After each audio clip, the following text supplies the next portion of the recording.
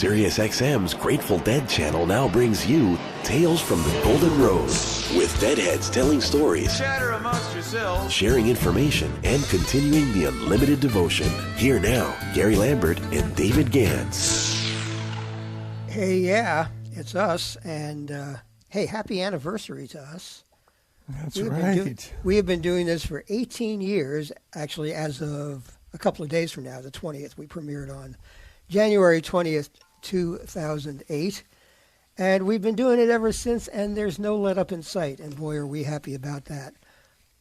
So, David, do we have our first guest ready to go? I think we do. Michael, are you there? Michael Wanger? Yes, I am there. Good afternoon, everybody. Hey, Michael. Michael, you are so close to Bobby Weir's origin story as far as the roots of the Grateful Dead, because you knew Bobby way back in school days and were around when the seminal band Mother McCree's Uptown Jug Champions was formed, which was the first performing entity that had. Tell us a little about that history. Yes. He was in a band with them. Well, that too, all of that. So tell us a little of your early adventures with Bobby. Well, the way we met was that I went to Menlo School for Boys in Menlo Park, California, which is right next to Palo Alto and Stanford University. And the campus, the Menlo School for Boys, it's now co-ed, but it had a middle school, a high school, and a college all on the same campus. And I entered as a freshman, but Bob had already been there in the middle school. And he was just shy of 14 years old. And each day began with an all-school assembly. And we were seated alphabetically, so I landed next to Bob. And I was new there, and I didn't know anybody. But he was just this really nice person. And he had this sort of a sly smile, which I think we've all come to see many times. Yeah. Yeah, and it seems like he just sort of knows a little bit more about what's going on. But his demeanor remains, it was always has been the Bobby that we've all come to know, the way he speaks and the way he is. Although I noticed a little bit of a shift toward a cowboy style after he spent some time on John Perry Barlow's ranch. Right. So we, obviously, got to know each other, and we pretty soon discovered a mutual interest in guitar and playing folk music, which was not unusual for that time and place. The Kingston Trio, even though they'd started around 1957, they were still very popular in the country. And the aura of the Kingston Trio hung over that campus because two of the members, Bob Shane and Nick Reynolds, had gone to Menlo College. And so the aura of the Kingston Trio was in the air very strongly. And this was way before Dylan and the Beatles. And so there was a lot of guitar playing on campus. A lot of folks had guitars. And a couple of other people, other than Bob, went on to very serious musical careers. One of them was Ed Littlefield Jr., who became quite a fine pedal steel player. He and I played later together in college in a band with Marilyn Barcelos. But Ed went on to join a group called Marley's Ghost as their pedal steel player, and they've made a lot of CDs. They recorded with Emily Harris, and they worked with producers like Van Dyke Parks and Cowboy Jack Clement. And Cowboy Jack actually told Ed that he thought he was one of the best pedal steel players in the country. And then there was another guitar player there who was into flamenco guitar, and he was quite good. I played with him just once because there wasn't much crossover between my strumming and his flamenco, and that was Robbie Krieger, who became the lead guitarist for the Doors. Whoa. And Palo Alto already had folk royalty, or the Palo Alto Menlo Park area, because Joan Baez had gone from Palo Alto to Cambridge and broken big, and she was kind of a role model to lots of people. Plus you had that jug band element. A big part of the folk revival was the jug revival, and the Jim Kweskin Jug Band was kind of an exemplar for people like Bobby. Oh, yeah, absolutely. The first time we played together, Bob played a Peter, Paul, and Mary tune called Lemon Tree, which was their hit out at the time. Right. And Peter, Paul, and Mary were a little too smooth for my taste, but I do have to give them credit for bringing a lot of Bob Dylan songs to Top 40 radio. Absolutely. Yeah. But we were both strummers at that point.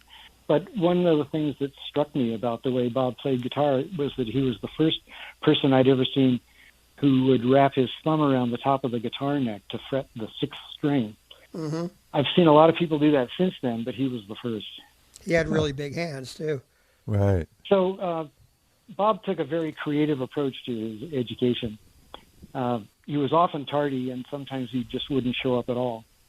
And he spent a lot of his time on Saturdays washing windows at the school as punishment for that. And one time, I never verified this with him, but somebody told me that he lit off a cherry bomb in science class, which struck me as an interesting demonstration of something scientific. Yes, yeah, I think it's perfectly valid. One time we were sitting in class, he was sitting next to me, and he whispered, "I need to borrow your notes." And so I took a page out of my binder and handed him over to Bob. And then a little while later, he handed the page back. And down in the corner, there was this little drawing, and it was quite well done. I mean, really artistic. And it was a little drawing of a naked woman. Another early interest of Bob's. Right. So, but as far as being a student there, Bob was on the track team. He was in the radio and electronics club, and he was on the freshman football team. And he had a friend on the freshman football team named Vance Frost. They had gotten to know each other in the 8th grade. So they were already good friends by then. And they were always just cutting up and goofing around and having a really good time. And the first week of football practice, the coach told everybody to bring their helmet home, get some 2-inch wide adhesive tape, put it on the back of your helmet, and write your name in block letters across the back so I can tell who you are. And the next day, Bob Weir and Vance Frost showed up with the 2-inch tape on the back of their helmet, but their names were written in Old English script that Bob had done. I thought that was a really classy touch.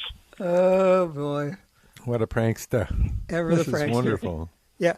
So, Michael, I know you've got an incredible amount of context, but we also have a pretty packed show today. So if we could jump a little bit ahead in time.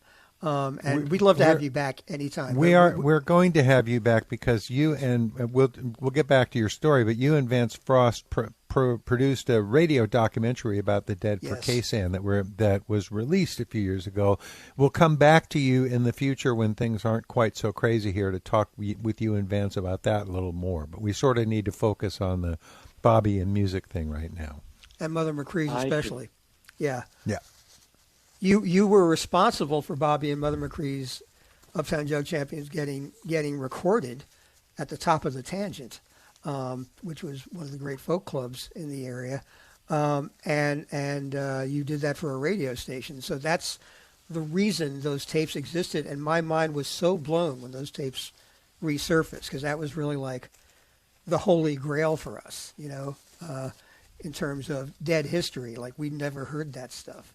We'd heard the Dead as an electric band covering jug band songs, but hearing the actual essence of that was amazing, and it actually got released, and you had a big role in that. It's true, although it was my brother Pete Wanger Jr. who made those recordings. Okay. Well, thanks, Pete. Yes, thank you, Pete Wanger Jr. I inherited those. So Bob got kicked out of Menlo, and he went to a school in Colorado that he couldn't get kicked out of, but then he got kicked out of that because they called his parents and said, "Please, Mr. and Mrs. Weir, don't send Bob back here." So he ended up enrolling in a free school in Palo Alto, and it was a class-optional school. And I went and visited him on campus one day, and we were walking around, and there was this guy sitting on the steps who looked different than pretty much everybody else at the school. And Bob pointed out, he said, "That's Pigpen." I don't think he knew him yet, but Pig stood out as being a little scruffy and looking a lot older than most of the other students there. But the most important thing is that he met this girl named Debbie Peckham, who was going to that school. And one of the big influences on Bob and I, besides bluegrass and old-timey music, was this guy, Michael Cooney, who had a wide range of knowledge about folk music, and he played locally a lot at the Tangent. And Bob and I and a lot of our friends, Michael Cooney was a huge influence on all of us. And Bob met this girl at the free school named Debbie Peckham. And she was not only, just this gorgeous California girl with long blonde hair, but she was an excellent guitar player, and she knew how to play a lot of Michael Cooney's stuff. So Bob picked up a lot of that from her, and eventually he wanted to form a band with her. But we were going to be doing sort of Greenbrier Boys and old-timey stuff. So he asked me to join because I had taken up banjo by then. And we worked up a bunch of numbers, and we went down to the Tangent and played an open mic. And we played songs like The Banks of the Ohio and Green Corn, and maybe we played Alabama Bound. And we were all nervous as hell. But Bob's main memory of it was that during the performance sometime he dropped his orange flat pick on the floor, and he just said that he felt mortified that this bright orange flat pick was sitting on the floor and he had to pick it up during the set. We only played one time as the Uncalled Four, but there was one other time that Bob and I played together at the Tangent on an open mic. And then he started playing with Jerry in Mother McCree's Uptown Jug Champions. Yeah, they were kind of locally popular. As I said, there was this jug revival going on. And Bobby admitted to me later that they were basically a Jim Kweskin jug band cover band, because Bobby hadn't learned the source material yet, so he was copying his stuff off Jim Kweskin. And we're going to hear a bit of their version of Overseas Stomp, which is kind of a carbon copy of the Jim Kweskin version. But they were really good and really fun, as you hear on the Mother McCree's album. Especially Pigpen's harmonica playing. Yeah, and Bobby played a fair jug too, and some washtub bass. Those were among his primary accents. Listen, you have a piece of audio of an interview from that radio broadcast where I think Jerry and Bobby talked a bit about the band. Could we maybe go to that first, and then we'll play a bit of music as well? Sounds good. Let's go to that interview bit. Okay, we're downstairs at the Tangent, and we're going to talk to one of the groups which performed tonight and is on the tape. This is Mother McCree's Uptown Jug Champions, and you are... Jerry Garcia. Why don't you tell us something about the origin of the group? Where are the individual people from? Well, do you mean recently or originally? Well, both, if you can cover it. Well, I'd rather let everybody speak for themselves. I'm originally from San Francisco and recently from Palo Alto. I live in the area and I'm a music teacher. Well, are you more or less the originator or the organizer? More or less, yeah. Well, who's next on the list? Well, go ahead. Who's next on the list? Go ahead, you are. About everybody's next. Oh, well, yeah. My name is Bob Weir, and I was originally from San Francisco and now live in Atherton. And I have nothing to say. Come on, what do you do? You won't get anything from me but my name. Oh, what am I doing in the job? Yeah, what do you do? What's your function? Well, I play a whole mess of instruments. Guitar, washtub bass, jug, kazoo. I sing. I dance. You tell funny stories. Play the foot crasher every once in a while and things like that. Good. No, I'm glad. What do you do? Okay, go ahead. There are two missing, but they also have equally peculiar functions. One of them is Ron, Pigpen McKernan. He plays harmonica and sings blues quite well, I might add. One question then, to wrap things up. Where does the future lead from here? What are you guys going to do next? I'm going to go home and go to bed. No, it's hard to tell. I think we'll play the music as long as we're together. We all live in the same area. Like I say, it's fun and it's rewarding. It's great to get together. We don't expect to make a fortune at it or ever be popular or famous or worshipped. Whoa. Yeah, or hit the Ed Sullivan Show or anything like that, or the circuses or the Big Top or whatever. As long as we can play, we'll play, regardless of what it's for, who it's for, or anything. It's fun for us. That's the important thing. Well, two of those guys got kind of popular and famous, didn't they? Wow. That's amazing. That's so cool to hear that at the very beginning. Should we move on to the Overseas Stomp? Yeah, I hate to say this, Michael. We got to move on because we have a huge stack of stuff to do today, but I really want to get you and Vance on later. We'll go into some depth about the documentary and hear more of your stories. Yeah. Because, you got the goods, man. I really appreciate hearing from you. This is fantastic, Michael. we're so indebted to you for being a part of that early on and for preserving it, and the fact that that album came out decades later was just such a beautiful revelation to us all. So thank you so much. Well, there's a good story to that, and I'm looking forward to more. But just one thing that I wanted to mention was that I had a chance to connect with Bob about 10 years ago, and it was a social situation. You know, a lot of people, and as you can imagine, you know, so many people wanted his attention, but he was always a gentleman. Yes, yes. That's been a repeated thing since Bobby passed, like the people talking about his kindness and his generosity, and all of that, and it welcoming nature remained true throughout his life. Michael, thank you so much for joining us, and we will have you back. As David said, it's really a fascinating part of the history. Thank you. This was a lot of fun. All right. We're going to play a little bit of Overseas Stomp from that album, Top of the Tangent, by Mother McCree's Uptown Jug Champions. This was released some years ago by, Grateful Dead Records. And it is these amazing musicians when they were just babies. Thank you again, Michael Wanger, and we will speak to you again ASAP. Thanks so much. All right.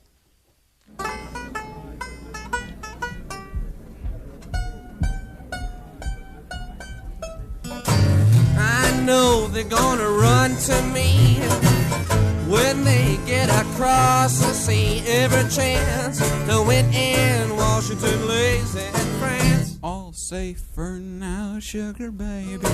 Oh, mama, don't you weep and moan. Uncle Sam got your men and gone. Now they're doing a Lindy Boyd across the sea.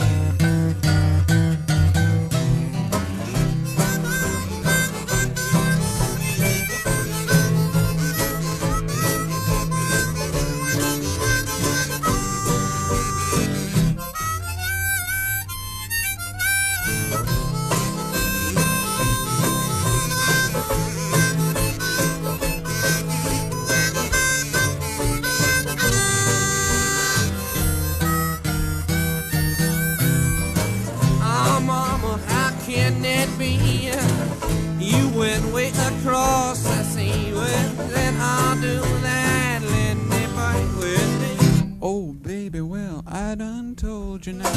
Should have seen me with my uniform on. I could Lindy, sure as you're born, and then I'll do that, Lindy Boyd with you.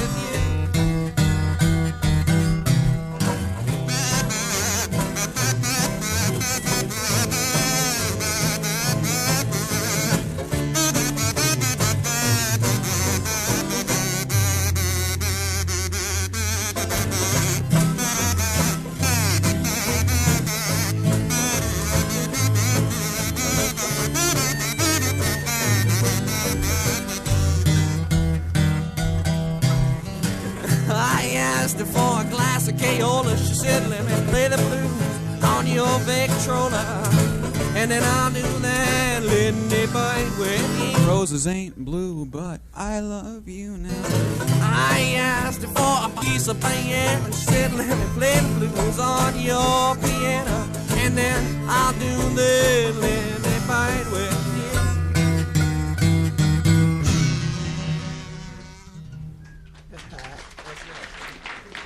Man, Jerry Garcia, before he learned to sing. Jerry on lead vocal, and that was Bobby with little vocal interjections between the lines there, which is really kind of his only audible solo vocals on the album. He was mostly singing harmonies, but